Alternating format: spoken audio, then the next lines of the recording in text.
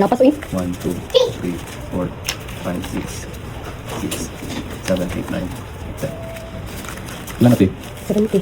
Sure eh. 1, 2, 3, 4, 5, 6, 7, 8, 9, 10. 1, 2, 3, 4, 5, 6, 7, Ubo. 90. 6, 7, 8, 9. Ano ba? Umabot siya ng 90k! Yay! May bibilhin tayo dito guys for a project. So, alamin natin kung ano to. Uhahay! So, kung sino yung nakahula dito, may 500 pesos. Yay! And please don't forget to like and follow and subscribe. Bye-bye! Happy New Year everyone!